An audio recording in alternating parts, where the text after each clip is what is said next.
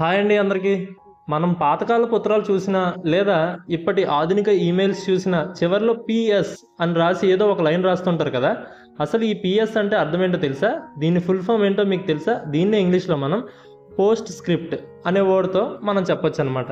అయితే సాధారణంగా మనం ఒక ఉత్తరం లేదా మెసేజ్ మొత్తం రాసేసి చివరన సంతకం కూడా చేసిన తర్వాత ఏదైనా ఒక ఇంపార్టెంట్ విషయం మర్చిపోయామని గుర్తొస్తే దానిని మళ్ళీ మొదటి నుండి రాయకుండా కేవలం చివరిన పిఎస్ అని పెట్టి రాస్తాం.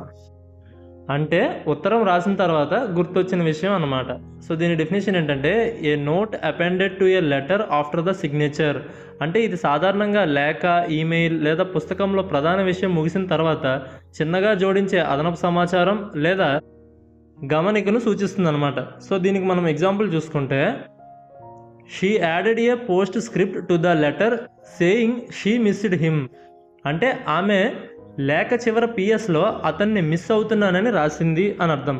అంటే పాత రోజుల్లో ఉత్తరాలు పెన్నతో కాగితం మీద రాసేవారు. ఒకవేళ ఉత్తరం మొత్తం పూర్తయ్యాక ఏదైనా విషయం మర్చిపోతే మళ్ళీ కాగితం చింపి కొత్తగా రాయడం కష్టం కదా.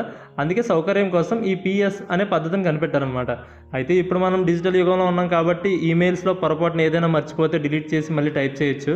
కానీ ఇప్పటికీ చాలామంది ఈ పిఎస్ అనే కాన్సెప్ట్ను వాడుతున్నారనమాట. ఎందుకంటే స్పెషల్ అటెన్షన్ కోసం. అంటే ఉత్తరం చివరన ఉండే విషయం పాఠకుల దృష్టిని త్వరగా ఆకర్షిస్తుంది అనమాట. ఇంకోటి ఎలా అంటే ఏదైనా విషయాన్ని నొక్కి చెప్పడానికి లేదా ఒక జోక్ పేల్చడానికి కూడా ఇది ఒక స్టైల్లా మారిపోయిందనమాట. సో మీకు అర్థమైంది కదా పిఎస్ అంటే. వీడియో నచ్చితే లైక్ చేయండి. ఈ వీడియో ఎవరికైనా యూజ్ అవుతుంది అనుకుంటే వాళ్ళకి షేర్ చేయండి. అండ్ వీలైతే ఛానల్ సబ్స్క్రైబ్ కూడా చేసుకోండి.